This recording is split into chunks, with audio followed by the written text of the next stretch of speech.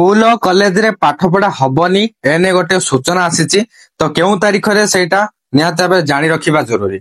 आ गोटे कथा सेई दिन स्कूल और कॉलेज छुट्टी हबो कि नाही ताको नै भी गोटे डाउट आस जाउची काहे कि कोन भला परे डिटेल्स एई वीडियो रे आपण जानिबे। तेणु करी वीडियो टाको प्रथम रु शेष जाय देखि नियंतु। बर्तमान तो आपण स्क्रीन रे देखिया पाउतबे directorate of elementary education Odisha Bhubaneswar तरफ रु आसीथिबा गोटे हॉलिडे लिस्ट। एटा प्रत्येक एलिमेंटरी स्कूल पे आस्तिला एई भली सबु शिक्षानुष्ठान को गोटे गोटे हॉलिडे लिस्ट आस्थाउची नुआ शिक्षा वर्ष आरंभ हेबा पूर्वरु। तो देखंतु सबुतिरे एई गोटे जिंस ही लेखा हिजिवो माने केबे कोन छुट्टी अछि हला।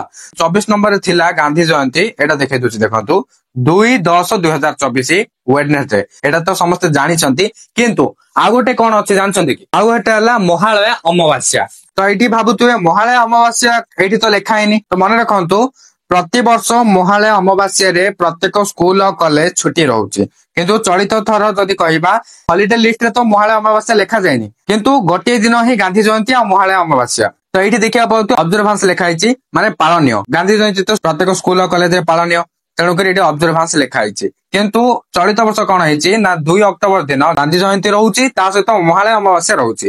गांधी जयंती तो पालन होउची महालय अमावास्या प्रति वर्ष कोन होतुला प्रत्येक स्कूल और कॉलेज छुट्टी रहउतुला किंतु चलित थर स्कूल और कॉलेज छुट्टी रहिबो ना नै गोटे कथा क्लियर कि हां से दिन पाठ पढ़ा हबनी स्कूल और कॉलेज खला रहिले भी पाठ पढ़ा हबनी एटा तो समस्त जानि छंती हला। किंतु स्कूल और कॉलेज से दिन खला रहिबो ना बंद रहिबो एटा हला बड़ क्वेश्चन।